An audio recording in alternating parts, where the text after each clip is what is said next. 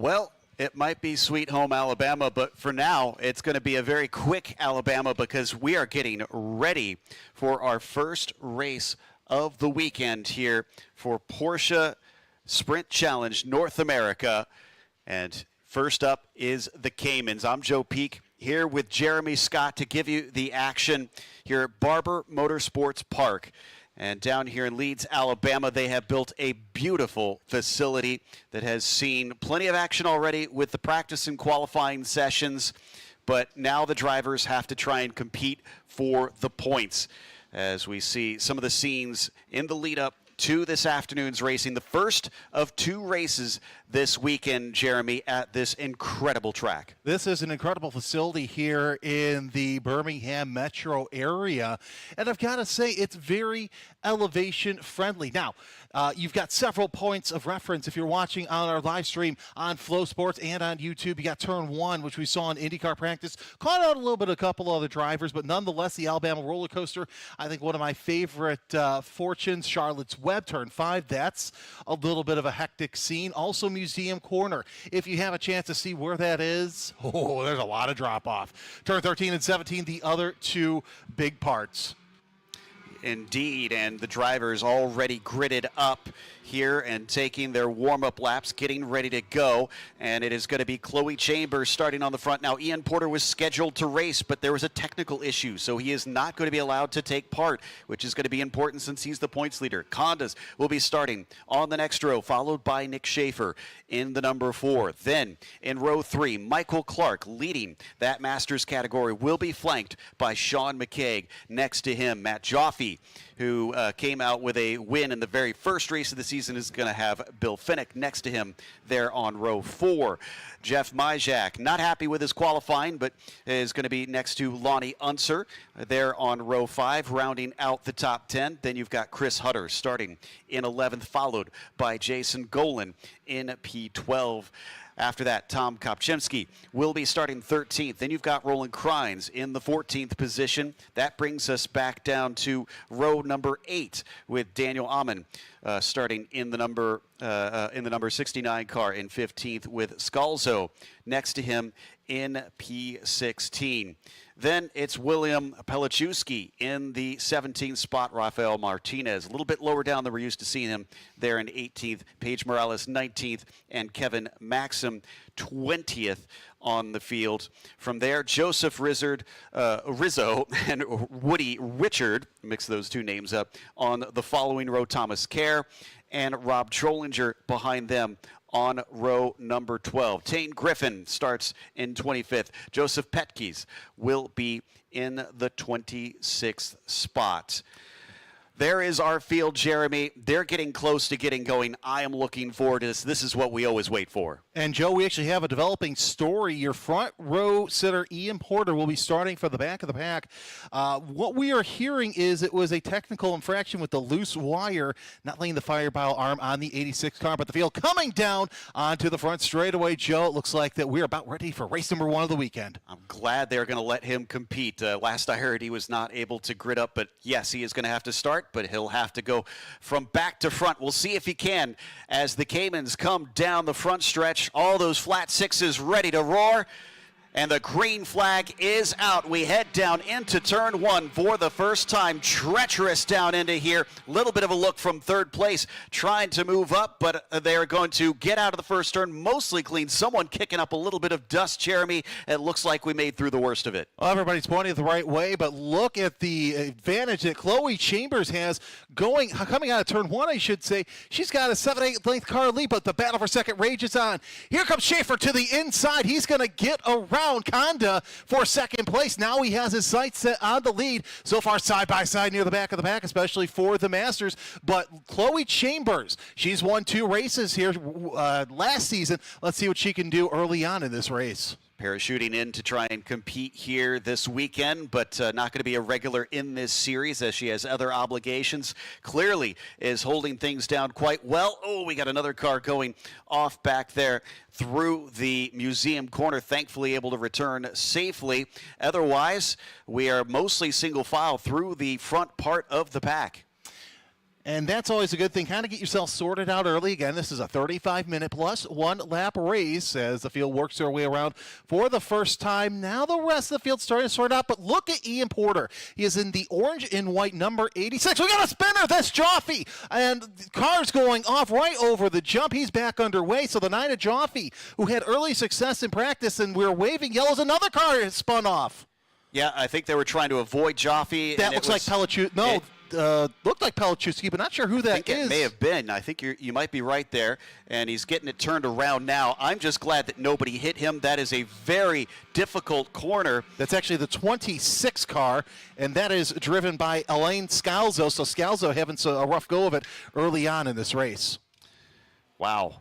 Well, it's usually turn 1 and 2 and 3 that sees all kinds of drama, and maybe sometimes down into Charlotte's Web, but it was the end of the first lap that we saw lots of drivers winding up facing the wrong way. Chambers still leads with Schaefer in behind. Conda in P3 as Michael Clark leads in our Masters category. McCaig behind him by just a few tenths. But look at Schaefer. He's gotten up to within 1 car length of Chambers.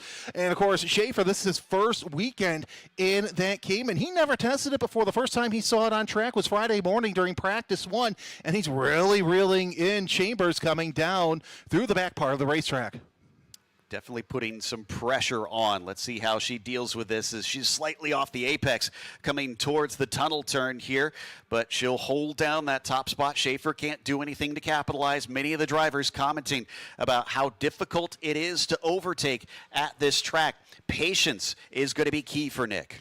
And, of course, Nick trying to close in as they go through turn number 15. Our eyes are on the leaders, 1, 2, and 3, Chambers, Schaefer, Conda. They've really stretched out a big advantage between them and Clark. By the way, Michael Clark, I got to talk to him this morning. He's very happy with his performance. I'm sure another person who's happy with his performance is Victoria Thomas of Kelly Moss. Welcome. Thank you for joining us, first of all. It's a big weekend for your team as well. Yeah, it's a wonderful weekend for us. We got a lot of cars out there, and we're really excited and want to wish a warm welcome, particularly to the kids that are here to experience race day at this spectacular Barber Motorsports Park. We're excited to be able to wish a warm welcome to James at PenFed and to True Stage for the 2024 partnership in our Race Forward program, which is allowing us to grow our sport and expand motorsports. So we wish best wishes for everyone. We wish the drivers a safe and exciting competition and are really excited to watch this race from this vantage point. I was going to say, this is a great vantage point for you because you're usually down on pit road or in the trailer making sure everything's ready for your next for the next race. Yeah, absolutely. So being able to see this much of the track is really exciting. You're going to have a hard time getting me to leave. Well, I wouldn't complain, trust me. Let's also talk real quick on track. Nick Schaefer running the fastest lap of the session so far with a 30.6. So he's really trying to close in on Chloe Chambers. And speaking of Chloe Chambers, she's one of a handful of female drivers that are here in the Porsche Sprint Challenge paddock. Yeah, absolutely. And we've got Lonnie Unser as well, and we're excited to see the change in motorsports. You know, with 3% representation of women in motorsports, we feel like it's incredibly important to draw focus so that girls can see themselves having this for a career and especially for the fan base. It's a really exciting thing, and we're being very, very pointed about drawing attention to this for women as well as minorities. Joe, this is one of those things that we talked about. We even talked about this at Sebring, that it's great to see that a series and a team such as Kelly Moss is taking an initiative and making sure that females and minorities are involved in racing because, as you and I keep saying, the greater the diversity, the better the paddock. Yep, the more the merrier is my philosophy. So we need as many people as possible to have the opportunity to get involved with racing. Chloe Chambers, obviously, out there, Conda racing. I mean, we even have Therese Lelou, who's the first African-American woman to compete in this series. We love that, and we are also in Porsche Carrera Cup running the first African-American in that series as well. So we're seeing that expansion in the sport, and I think it's really important because there's a lot of the key things that brought people to motorsports that aren't happening anymore. Cars aren't representing total freedom for the 16-year-old. And, there's less involvement in the boys doing Pinewood derbies, and men and their sons aren't tinkering in the garages with their cars anymore. So we need to be very pointed in drawing people into our sport. Victoria Thomas of Kelly Moss, one final question. We know that this is the Children's of Alabama Grand Prix.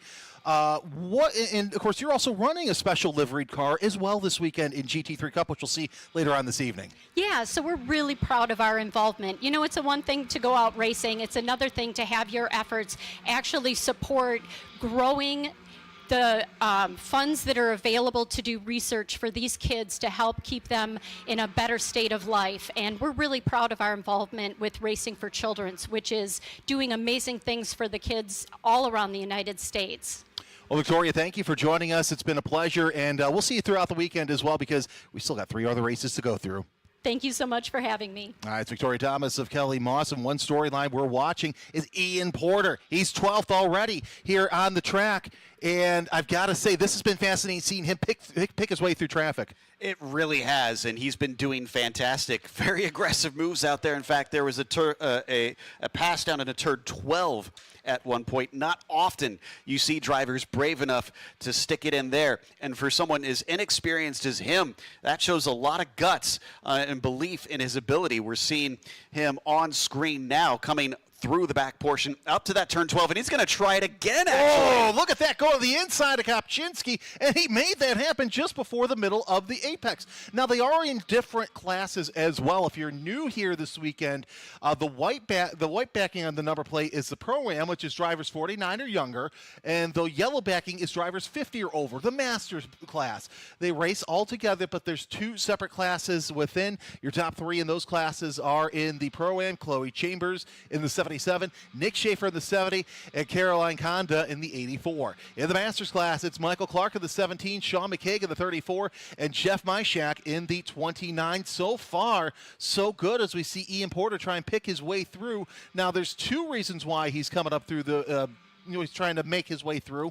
One is to see if he can get that pole time, because even though your second lap stands as your grid time for race 2 in qualifying, if you can get a faster lap in the race, Joe, you can move up through the field as we see. Whoa, a little bit of, I think it was Morales? No, that was, oh no, that's actually the 86 of Porter making his way around. Unser picks her off with ease. His next car ahead is the defending Cayman Am champ of Jason Golan.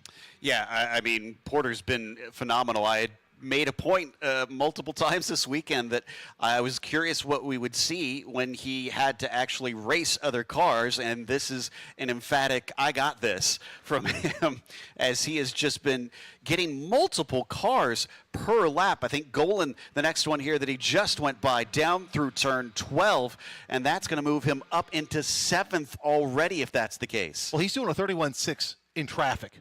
Let's think about that. Think about what's going to happen when he gets up to clean air and what he's going to do. He's got 25 minutes in a lap to go, so anything can happen. We saw his talents at Sebring, how good he was, how he was able to, even during the restarts, how he was able to just get away from Conda and other takers to try to get that overall lead. By the way, Chloe Chambers, Nick Schaefer keeping each other honest coming out of turn number 5 and 6 as they work their way to complete another lap. But this is an interesting class to see that, yes, sim racing does help. Indeed, his training there extensive, but now that he's actually gotten in the car, he's backing it up for sure. Conda, I mean, I'm sure she's happy to be collecting better points, but she's been dropping off of those top 2, probably thinking not again, because last time it was Ian Porter she was trying to chase for the wins back at Sebring. Still struggling now this time to keep up with Schaefer and Chambers, as you mentioned, kind of leading the way, and Nick definitely keeping the 77 honest. And we talked to Jared Thomas, the team owner of Nick Schaefer, and he said that there's going to be a lot of races that Schaefer's going to do before he ends up on his mission trip. His religion has him do a 2-year mission trip, and what's interesting is that seat won't be empty long. His father's actually going to be racing in that, so we're going to see another Schaefer in the 70 car this year. Definitely a very cool thing to see it stay within the family and them be able to try and at least carry on. We'll have to try not to get confused out there accidentally calling his dad Nick. But as we watch them crest over turn 4 and head back into Charlotte's Web, it has basically been Chambers and Schaefer just kind of cruising out front. Now remember, this is a 35-minute plus 1 lap race, so there's still a long time to go. And the other question mark in this is what's going to happen when they reach lap traffic. And that could come any minute now as we take a look at where the dots are. Your leader is about a couple corners away from catching up to lap traffic, and that's going to be Joe Petkus in the 83. So I would say give it a couple of laps, and we'll give it some time to see what happens. I mean, I'm just glad we have all cars still on the track racing after that crazy moment over the last few corners. What's going on? Ammon with a little bit of a wiggle coming out of turn number 6 as he's trying to battle Paige Morales. That's for overall position, not necessarily class position. Oh, we got a spinner there coming off, and that looks like that is Scalzo spinning off of turn number 5, and he's able to get underway. Not sure if he made contact, but that was just a quick spin. That's something we really haven't seen this weekend over there. Yeah, and I think that's the second incident because I believe it was Scalzo that had the spin trying to avoid the wreck down in the final few turns before through 14. So he's been having a bit of a bad day out here, all the way down in 24th position currently in this race. He'll have some work to do or maybe hope for a caution to bunch things up again. Well, anything can happen here as we do see the leaders now bunching up through turn number 5. And, yeah, they are indeed catching up to the back of Petkus. I would say if not this lap, next lap. That's when we're going to start to see lap traffic play a part. But looking on the screen, got a great battle developing there. And there's our battle for the lead as they're coming through the museum portion of the racetrack. And, I would say if not the last couple of corners in turn 1, Petkus is going to have to let the traffic by, which is going to be sooner rather than later. Yeah, it looks like he is trying to get offline there, and indeed he does let them go. So that's great heads up by Petkus. A little bit of dirt kicked up by Conda just behind them. That could have been an opportunity for Caroline to try and catch up to them a bit, but it looks like with the politeness of Petkus was not as much of an impact as she may have hoped. Yeah, Caroline having a good weekend regardless. She was able to, looks like Petkus pulling into pit road. But anyway, the point I was going to make is Caroline having a good weekend. She was able to have a little bit of conversation with her fellow countryman, Romain Grosjean. And it's always good when you can have that conversation with somebody you look up to, especially in the driving sense. Well, and she's working on her English as well, so I'm sure that was nice to have someone of her native tongue that she could have a nice, relaxing conversation with. She's actually pretty darn good with her English, I'll be honest. She's just darn good regardless. Yeah, so she's just a little self-conscious about it, but is doing great adapting over here racing stateside as we watch more of our leaders flash past us once again on the main stretch. Chambers still leading in the Pro-Ams. Michael Clark, we haven't touched on him much. He's leading in the Masters, and it's not by the biggest of margins. McCaig is only 1.3 seconds behind. And, Joe, one of the battles I'm actually watching also is the battle for 11th place overall between the 15 of Fenech and the 62 of Pelichewski. They've got a little bit of a wiggle there from Crines as he goes into turn number 5. So Fenech might actually be able to make up that position and get a driver between him and Pelichewski as they head towards turn number 7. Yeah, indeed. While you might not be racing those other classes, if you can use them as a bit of a pick or a buffer between yourself and your rivals, that will help you out tremendously. So you will still see them racing one another, even if their number plates don't show them as fighting for position. As Ian Porter, where is he up to now? Because I just saw him flash there across our screen. He's actually 12. He's up to 6, but he has the fastest lap of the race for a 29.3, and that's what I was talking about. Get him in that open air. He's going to make up some time. His next pass is going to be for 5th place with Sean McCaig, but there might still be time to catch up to Conda and at least get on the podium and salvage a finish. And, of course, there's that battle for position going into turn number 1, I should say, between McCaig and Porter. Yeah, they just went biased down into turn 1. He wasn't able to get close enough to try and make an attempt, as on the screens we're watching the top three once again heading on through Charlotte's Web. A little bit behind them coming out of the final corner now and on to the main straight. Oh, look at the Porter going deep to the inside. He took McCaig all the way past that 100 brake marker, made that pass easy. Now he sets its sights on the Masters leader, Michael Clark. Yep, that was off screen there. Now we've got him back on. As you can see, he's sandwiched between the two Masters cars. Just has to try and catch up to Clark. Now, I have a feeling Clark is going to want to let him through, but safely, because Clark now has that buffer in Ian between himself and McCaig. And if he lets him go at a time that will cost him time to his rival, then that is honestly not desirable, obviously. So he's going to try and find a spot where he can easily let him through that doesn't lose either of them. Battle for the lead also heating up between Chambers and Schaefer. We saw Schaefer move to the inside. We'll keep an eye on that. We got two great battles going on the track right now. The battle for fourth between Porter and Clark, and the battle for the lead between Chambers and Schaefer as they work their way out of turn number 4. It's still Chloe Chambers with the lead, but only by the slimmest of margins. And look at Ian Porter going to the inside now. He has his sights on his teammate Caroline Conda. He's got 16-second gap, but he also has 17 seconds and a lap to go. It's going to be interesting to see if it can be done. I mean, can we talk about the fact that in all of, what was it, I guess 20 minutes? Less than 20 minutes, Ian Porter has gone from dead last on the field to the overall podium. Well, not just dead last on the field, Joe, catching up to the field going to the green. He was still hustling around there on his second pace lap. Unbelievable. Well, someone to certainly watch as he works on his career here in the racing world. And we'll see that timing tower on the left-hand side of your screen on the stream update once he crosses the start-finish line and make his way into the top 3. Watching Lonnie Unser right now. This is chasing on Golan. That's outside of her class as Porter overtook her some time ago, but she's been caught up behind some of these Masters drivers. And I was going to say, that's another battle I'm watching right there. That's a battle for 8th place overall. Unser at the lines about 0.3 of a second behind. So she's doing the best she can. Started the weekend off a little rough with a little bit of an electrical gremlin. Oh, somebody way off there in over on the back part of the racetrack. And we see on the in-car stream that Lonnie Unser doing her best to keep up with Jason Golan. It's Golan's first race weekend of the season. If you're keeping score on the Ian Porter story, he just logged in 29.6 in open traffic. Yeah, now that he's freed up. Yeah, now that he's freed up, and he's let's see what he can accomplish here in about 16 minutes.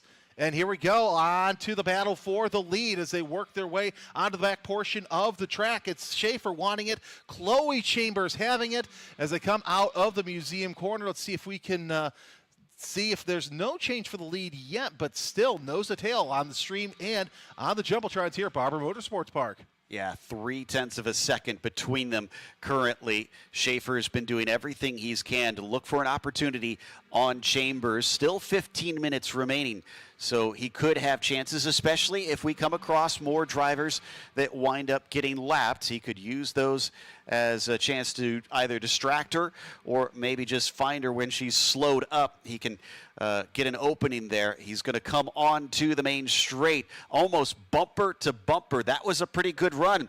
Will he try it? Down into turn 1. He's looking for it, but decides it is too dangerous at this stage. Well, he's got another good passing opportunity here in just a little bit in turn number 5. And he's made a couple of looks going into turn 1, so maybe he's trying to catch her out. But nonetheless, for his first weekend in this car, Nick Schaefer has really done quite well as he's going down onto the other straightaway. He's too far away to make anything happen, but he's still going to get in those mirrors and try and let Chloe know, hey, I'm here. We got a car off in contact. That looks to be down in 12 and 13. One of the drivers spinning off to the grass, thankfully out of the way. That's the number 62. That's Pelichowski in the tank car. We see his onboard cameras. He tries to get the car started. Not sure who the other car is. That's 87. That's Paige Morales. Had a feeling that was probably a Rafa car. And we'll see what happens here in just a little bit. But Pelichowski doing the best he can Oh, I don't know. That may not be a car that's able to get going again. Yeah, it did look like he got hit hard. Now he's Okay. moving, and he's back onto the track. I could see him kind of cycling through things and whatnot within the Cayman as we watched his onboard on the stream. Oh, yeah, he just had the leaders come by him in the over the tunnel, and that was tight. We'll see if Schaefer has anything to do because we're seeing that Morales, she's still stopped on course. So, yeah, that's not good. So we'll see if we get her going or what happens next. But eyes on our leaders, and yeah, we are now Yellow full flag. course yellow. Full course yellow for the stop car, Paige Morales. You got to feel bad for Paige because it looked like this weekend she was starting to make some more progress and to get faster in that Cayman. I'd be very curious to see what exactly led to that, though, is the other thing, because we kind of cut over it right in the middle of it, and I could see a car kind of cut in across there through turn 12. But then that's when it brought in the 80, the other car there. Yeah, that was Pelichewski. Pelichewski, thank you. Okay, so we got a replay of the incident. Take a look at it real quick, and looks like that. Oh, there was contact with another driver who was ahead of them. So Pelichewski was just an innocent bystander, as it looks like that's Dan Ammon. Yes, So you're Ammon, right. So it looks like Ammon and Morales were involved. Ammon looked like he dived to the inside Yeah. of turn 12 there. Let's see if we can get let's see if we can get one more look at that, because I want to get. It's interesting to know how that all happened, and things can go wrong really quick in that area. It definitely does. I had said earlier this weekend that's not a place that you really want to go side by side. Here's three another wide is the other issue Yeah. there. That's never going to go well. Three wide through there, and Ammon was just the third party that came in to the dance, and Pelichewski. Well, Pelichewski and Morales basically were, Pelichewski was invited without being asked. Yeah. Stretch, so. He's got two left feet, unfortunately. So you got to feel bad for Pelichewski being the innocent bystander. Wow, that was just such an incident. But this is helping one person in this field. Ian Porter. Oh boy, strap in if you're here at Barber Motorsports Park, because that's going to be an interesting start. By the way, we want to welcome Jack Joyner as our safety car driver. He's an instructor with the Porsche Track Experience here at the facility. So why not have somebody who knows this track like the back of their hand? And he gets a really cool car, too. I mean, that is a beautiful blue Porsche up there that as soon as I saw it, I was like, oh, man, can we have that every week? Yeah, exactly. Oh, yeah. All right, so now that we're getting the field under control, Joe, let's go take a look at the running order for those here at the track who are just watching the top third. It's Chloe Chambers, your leader, in the 77, followed by Nick Schaefer in the 70. Caroline Conda is third in the 84. Ian Porter coming from the back of the pack and going all the way up to fourth. This is going to be a restart to watch. Fifth is your Masters leader, Michael Clark. Then it's Sean McCaig in the 34, Jeff Myshak in the 29, Jason Golden in the 1, Lonnie Unser in the top 10. She's in the 4. She's fifth in the Pro-Am class, and Roland Krines in the 10th spot. So from there on down, drivers obviously going to be able to stack up and gain lots of time back on the leaders, especially if you were all spread out. You will get an opportunity to maybe get some positions that you weren't close to before, which is what we were talking about with Ian Porter getting much better chances to try and chase down Conda. Basically, all of the hard pushing that he was going to have to do with quick laps has been taken away, and it's going to be more of a straight fight up at the top as they're still stacking up a few of the cars at the very back end of the field. Lights are on the safety car. Yeah. So we're going to be under 10 minutes left in this race.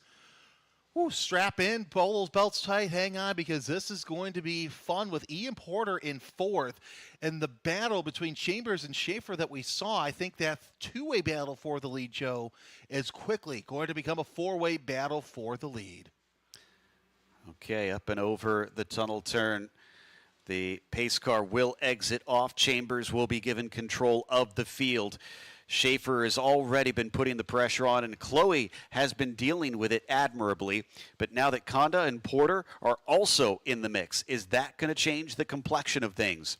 Out of the final turn, onto the main straight, and it looks like Chloe is on the loud pedal as the green flag is out, and we plunge back down into turn 1. Porter already on the attack of his Rafa Racing teammate, but can't quite get to the inside. The rest of them file down into turn 1. Well, Conda with a nice little defensive move going into turn 1, so she understands what's at stake here. So no team orders in the Rafa Racing team as we take a look at a battle for the lead, tightening up. 2 wide, 3 wide, we got a spinner. Schaefer spins in the front of the field as now a lot's going on. Schaefer spins in the front of the field, side by side for second place between Porter and Conda. Porter takes the long way around as they're rubbing up against each other. This is giving Chambers a chance to catch out to the lead. Schaefer's back underway, but a lot happening here in a couple of seconds. Here comes Ian Porter back to second place.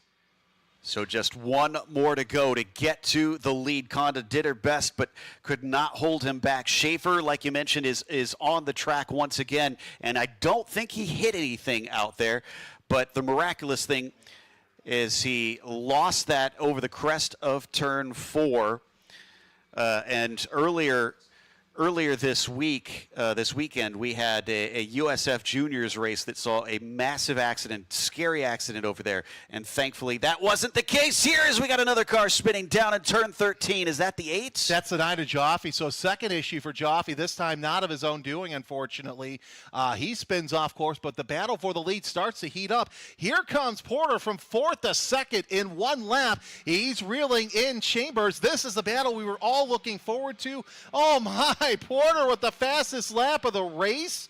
So now, can Ian Porter, who had to come from the back, make his way all the way to the front? Our eyes are on turn number 4 as he goes through the roller coaster section. It's still Chambers, Porter.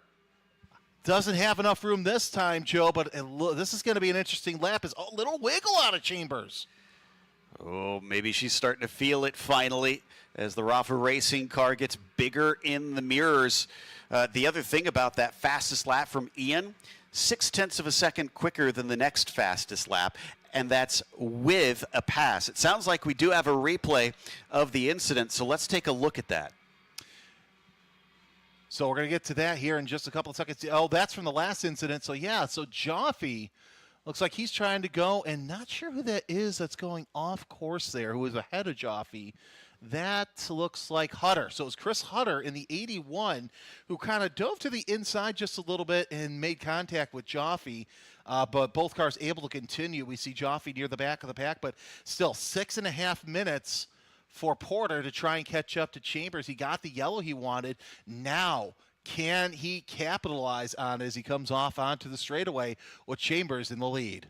Also, Clark, we have to remember that McCaig closed down that gap on him as well and is keeping tight to the rear end of our Masters leader, not letting them run away quite yet. We are down to only 6 minutes left in this race. So if either Ian or McCaig want to do something, it's going to have to happen soon. And it's going to and look at Chambers. She's opened up a gap. At the line, it was a half second, but I think it's a little bit longer now. Looks like that she's got that roller coaster section 1, 2, and 3 up good, but she went deep. Little wide there. She and Porter's starting to smell a little bit of hesitancy there through 5. The second time that she's gone through, and she's had a little bit of an issue. So we'll see if maybe Porter's watching and seeing what happens here. That downhill plunge into turn 5 at Charlotte's Web is so tough to get the car woed up in time. On screen, Lonnie Unser under attack as well. And just trying to make out who that was trying to close in on her. Down into Museum Quarter, Ian taking a lot of curb coming up through 10 and 11. But thankfully, he's going to get away with it. He wants that lead.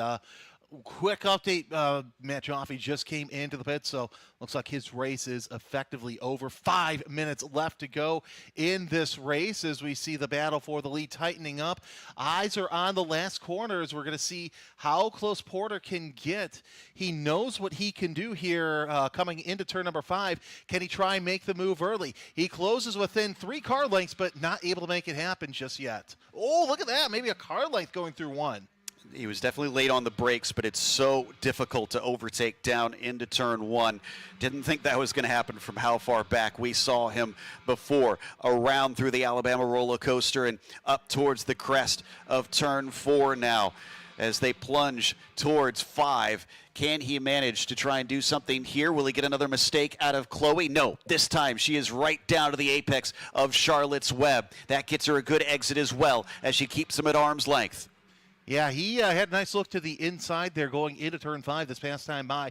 Still a couple of laps left, so no rush to make a move happen. Still plenty of opportunities, though, as Porter. He's shown throughout this race that he can make the moves when needing to, and lots of great battles also near the back of the pack. Also, McCaig still behind Michael Clark. That actually is extended pretty significantly. Clark now about 1.3 seconds ahead. Big bit of dust being kicked up off of turn 11 by Porter, who is hustling that car and trying to widen the track as much as he can. Oh, looks like Porter with a little kick up of dust coming out of over the tunnel. So we'll take a look at this next time by. Look at the gap, though, between Chambers and Conda. It's 3.5 seconds between the two drivers as they are hustling around the circuit. 3:15 to go before the white flag comes out. Half a second now between them. So I think Ian got a little bit too eager there on that last lap, a couple times going off the circuit just slightly in his hopes of trying to take this win. These are, interestingly, the first laps in his professional career that he's not been leading here in this race. So he's getting quite the experience on this one. He was lights to flag in both of the races at Sebring and is trying to make it a three-peat for the start of his racing career. And he's doing quite well, really showing the patience of a veteran, not making a move where he doesn't need to be. We saw that as he was picking his way through the field as we've got a battle for position. I believe, no, that's just lap down traffic heading into turn number 5 through the Masters. But on the back portion of the circuit, we are watching that battle for the lead heat up between Chambers and the 77. She's trying to make it 3 in a row here at Barber Motorsports Park. And Ian Porter's trying to make it 3 in a row this season in Cayman Pro-Am. You can see Conda there again on the back stretch, just going a hair wide. It's been pretty dry this weekend, so it's gotten quite dusty in places, as you can see, going near that sod that they've laid down on the edges of the track. Finishing the latest lap, and in fact getting the 2 to go now. It is the 77 3 to go is still the 77 leading the 86, but Porter's cut it back down to 0.4 of a second. Yeah, with the lap times, they've got at least less than 3 laps left to go. So still plenty of time for Ian Porter to try and make something happen. But also battle near the back of the pack between Jason Golan and Jeffrey Myshak. That's for the bottom step of the podium in Masters. Michael Clark and Sean McCaig have really opened things up. Oh man.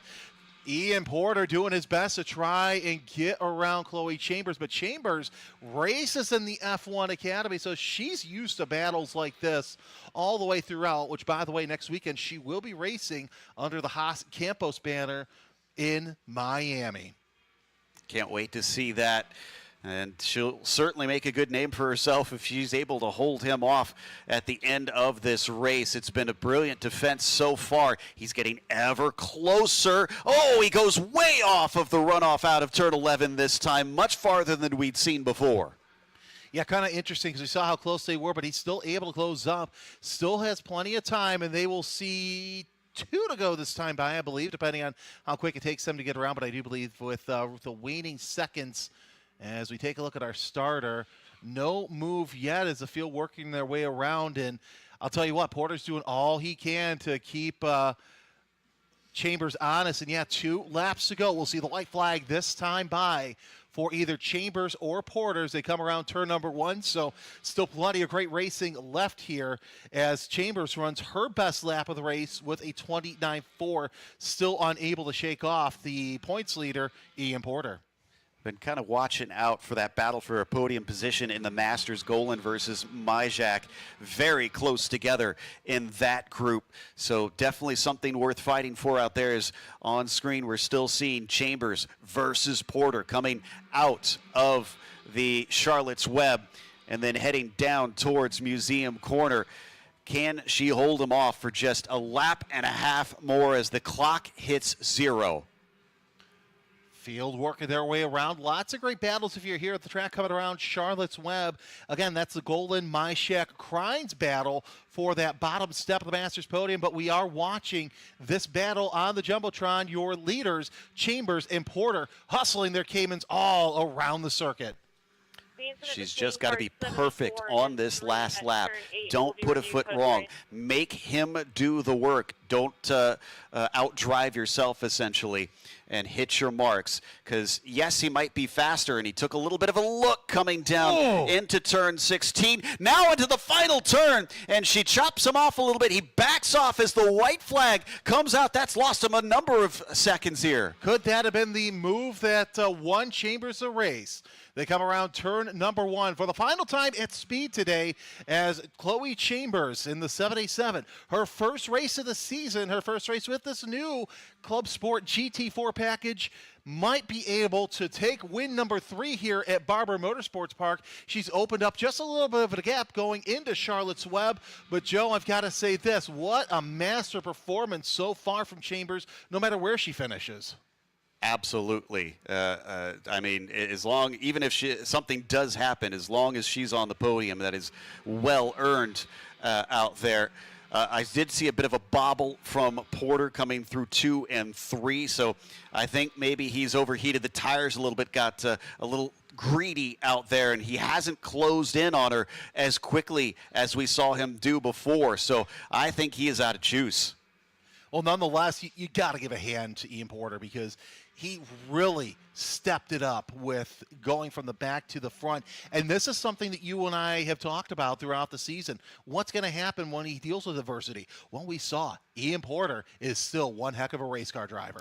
He is indeed, and coming down through the last carousel into 17. Last time it got a little sketchy. This time it is much more clear as she drives to the line. Chloe Chambers is going to win race 1 here in the Porsche Caymans. Yeah, third race win in a row for Chambers here in Caymans at Barber Motorsports Park. Ian Porter finishes second. Caroline Conda finishes third, but we are also watching that battle for third place. One car off in the gravel trap on the backside of the circuit. That looks like that is the number 8. So that would be the 8 of Kopczynski. Meanwhile, going to be a win for Michael Clark in the Masters category. McCaig keeps his second place, and Golan is going to finish on the podium. And it was very close between many behind him, as it was barely over a second between about 4 cars there. And Nick Schaefer coming across the line. He's going to pass Rafa Martinez for 14th. So after that spin on the restart, he recovered to finish 14th. All right, so we got a replay of the incident that happened there on the back portion of the track. And, looks like a little bit of a jump. And, it was contact between the 2 of the cars. So it was contact. Not sure who was. That's the stifle machine. So that was the number 18. That's going to be Kevin Maxim. We talked to Kevin before the race today, and he said the driver needs to get faster. Well, he was keeping up, but nonetheless, there's your running order as we see the unofficial results. Chloe Chambers, your winner. Ian Porter, second. Caroline Conda finishes third. Your Masters winner, Michael Clark in the 17. Sean McCaig in the 34. And Jason Golan in the 1.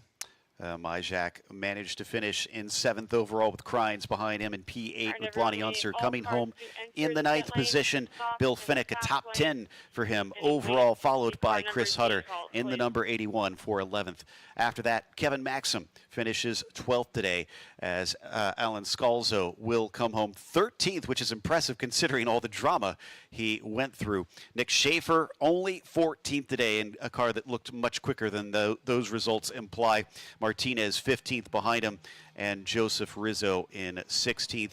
Then you've got Trollinger finishing number P17 in his 94 car. Wichard was 18th. And Tane Griffin 19th. Then the last of our field was Karen 20th, Kopczynski 21st, Jaffe, I believe a retirement on this one in 22nd, Paige Morales 23rd, Ammon 24th, Pelichewski 25th, and Petkis in 26. Well, we were not short of drama out there today, but remember, we've got more action coming up later on here in the Porsche Sprint Challenge North America by Yokohama with the GT3 Cups taking to the track at 5:15 p.m. Eastern. Make sure and tune in for that if you're not at the circuit, but make your way back to the track for those of you here to watch the racing today. In the meantime, I'm Joe Peak with Jeremy Scott. Race clean, race hard, and we'll see you on the track.